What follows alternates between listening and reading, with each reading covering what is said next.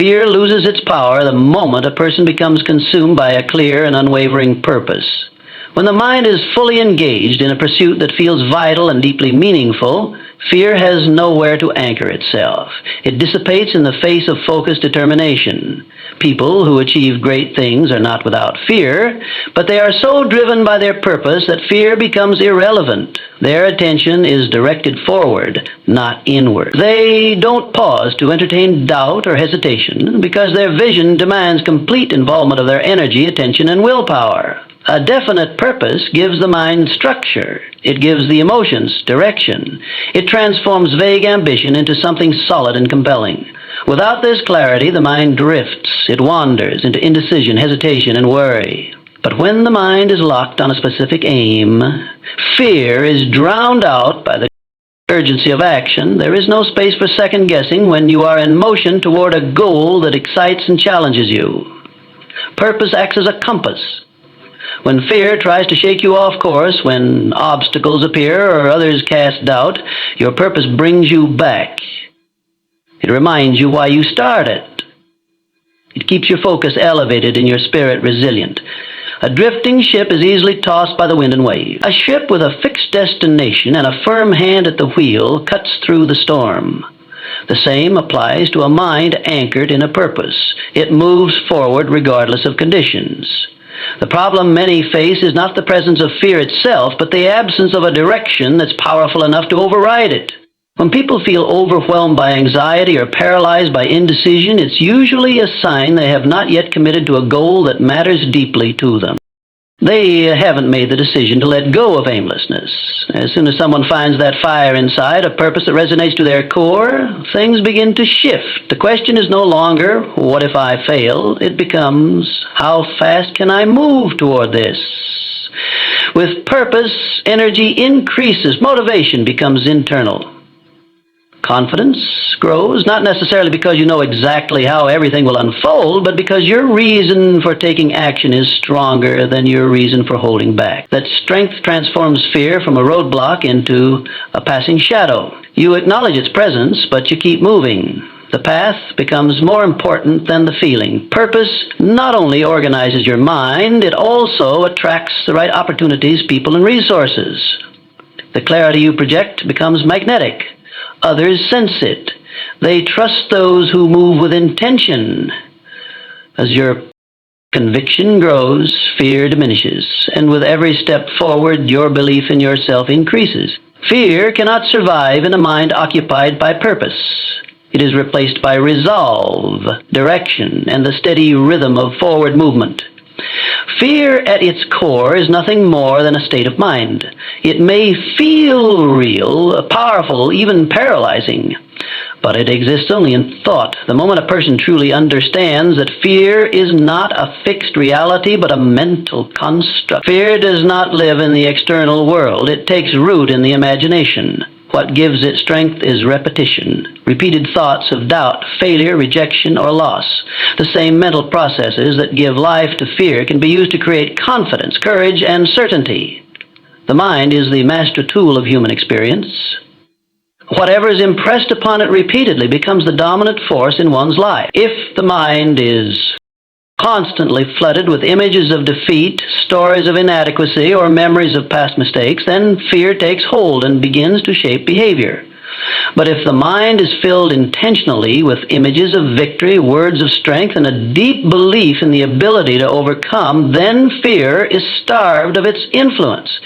It is weakened, diminished, and eventually discarded. This is not about denying reality or pretending that danger does not exist. It's about recognizing the difference between actual danger and imagined fear. One is physical and immediate, the other is mental and often irrational. Most fears people carry are not rooted in facts. They are rooted in assumptions, projections, and what-ifs. By acknowledging this, a person begins to reclaim their power. Training the mind is the antidote. Through repetition of positive thought, what some might call affirmations or autosuggestion, the mind can be reshaped. Speaking strength into your thoughts every day, visualizing your goals with clarity, and affirming your ability to meet challenges begins to rewire mental patterns. Over time, this practice builds a shield against fear. Instead of waking up with anxiety about the unknown, you begin to wake up with anticipation, fueled by belief in yourself and in the unfolding of your vision. The key lies in conscious thought management. Every thought is either feeding fear or feeding faith. If the default state of the mind is left unchecked, it often reverts to self-doubt. But when thoughts are chosen deliberately, when they are guided by discipline and clarity, then the mind becomes an ally instead of an enemy. The person who chooses thoughts of power consistently will find themselves behaving more boldly, acting more decisively, and facing challenges with a new level of calm. Mental mastery is not instant. It requires practice, just like building muscle, but with consistency, the transformation is undeniable. Fear begins to lose its grip when you stop feeding it with mental energy. You replace it with thoughts that uplift and direct and empower. And over time, you come to realize that fear is not something to be escaped. It's something to be unlearned. Through the control of your thoughts, you regain control of your life. Indecision is the silent partner of fear. It creeps in quietly, often disguised as careful thinking or waiting for the perfect moment, but underneath it lies hesitation, doubt, and a lack of self-trust. Every time a decision is delayed, fear grows stronger. The mind fills in the gaps with worst-case scenarios, and the imagination starts creating problems that don't exist. Indecision becomes the soil in which fear thrives. When a person is unsure of their next move, they become vulnerable to distraction and outside influence. They start listening to too many voices, second-guessing themselves, and entertaining thoughts that pull them further away from their goals. This mental tug-of-war drains energy and weakens confidence. Inaction caused by indecision reinforces the idea that one is not ready or not capable. It's a cycle. Fear causes indecision, and indecision deepens the fear. On the other hand, the moment a decision is made, truly made, something shifts internally. There's a sense of control, clarity, and even relief. A firm decision is an act of courage. It says, I may not know everything, but I know where I'm going. That clarity pushes fear aside. It turns down the volume on doubt. The mind, once scattered, becomes focused.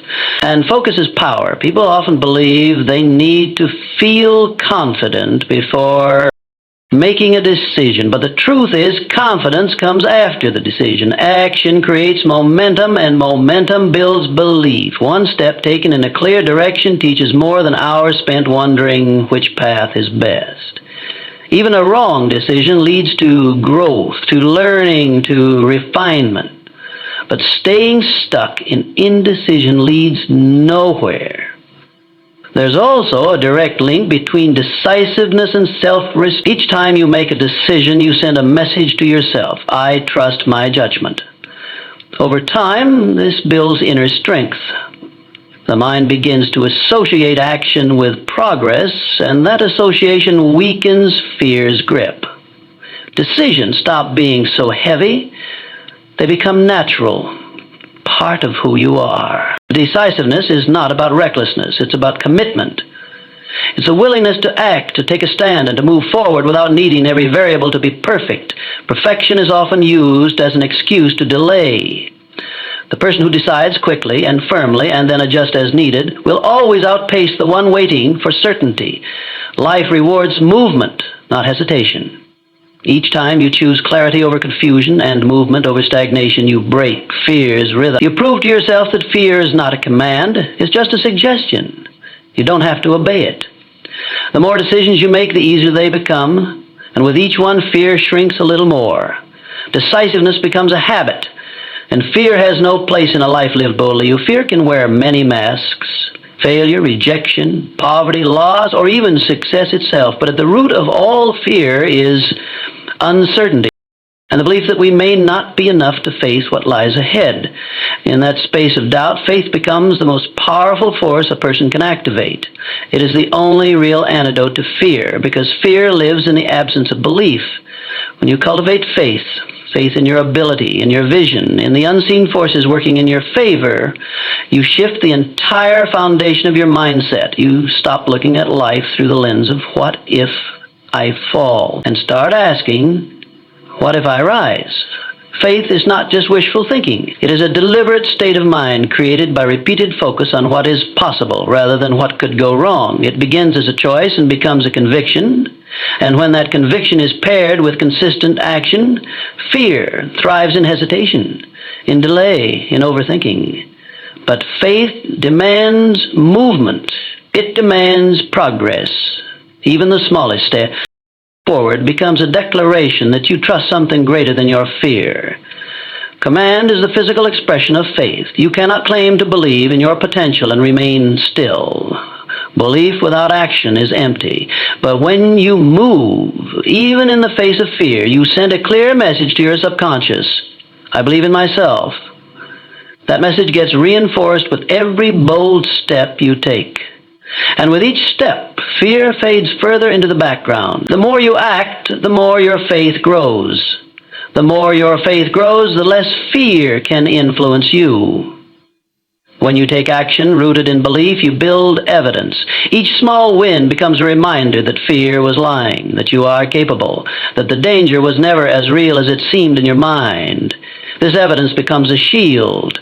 It protects you in future moments of doubt, because now you have experience to lean on. And experience is more powerful than imagination, especially when imagination has been feeding your fears. There is also a deep power in understanding that fear and faith cannot occupy the same mental space. One will always push the other out, so each day becomes a choice. Feed your fear or feed your faith. You do this through what you focus on, what you say to yourself, who you listen to, and what actions you take. If fear whispers that you're not ready, faith answers start anyway. If fear says you might fail, faith responds you'll grow either way. Faith creates a kind of momentum that fear can't keep up with. It strengthens your resilience, sharpens your intuition, and fuels your perseverance. And once you truly begin living from a place of faith-backed action, fear no longer leads your life. It simply becomes background noise you've learned to ignore. No matter who you are or what you've been through, fear has touched your life. It shows up in quiet doubts and loud hesitations. It whispers in your mind when no one else is around. It urges you to play small, stay safe, and settle for less. But here's the truth. Fear only wins when you listen. It only stays when you feed it. And the moment you decide to stop giving it power, you begin to reclaim everything it tried to take from you. You are not here to live a life governed by fear. You are here to lead, to grow, to expand, and to rise into the strongest, boldest version of yourself. And that version of you, the one who moves forward despite the uncertainty, who chooses faith over doubt, who acts with courage when it's easier to wait, that version already lives within you. It's not someone you have to become. It's someone you have to remember. Fear didn't put that fire in your heart. Fear didn't give you your dreams, and it has no right to take them away. Every person who's ever achieved greatness has stared fear in the face and walked forward anyway. Not because they were fearless, but because their purpose was louder than their fear. That's what you must build. A purpose so powerful, a belief so deep that fear becomes irrelevant. When you live with that kind of intensity and clarity, you stop asking permission to be great. You stop waiting for the perfect moment. You realize the moment is now. The world doesn't need more people playing it safe. It needs people who are willing to live fully. People who understand that fear is a natural part of growth, but not the ruler of it. Fear is the resistance you feel when you're stepping into something bigger than you've known before. That's not a warning sign. It means you're heading in the right direction. And if you keep walking, the fear will fall away. Step by step, decision by decision, action by action. You already have what it takes. You don't need to become perfect. You don't need anyone's approval. You don't even need to wait until you feel ready. You need only one thing, a decision. A decision to stop allowing fear to dictate your story. A decision to lead your life from a place of power, not paralysis. A decision to trust yourself, even when the path is uncertain. So start today. Start now. Speak your vision out loud. Make the move you've been delaying. Step into the room. Take the chance. Raise your standard and remind yourself you were not made to live in fear. You were made to rise above it. And when you do, you won't just change your life, you will inspire others to change theirs too. That is the ripple effect of courage, and it begins with you.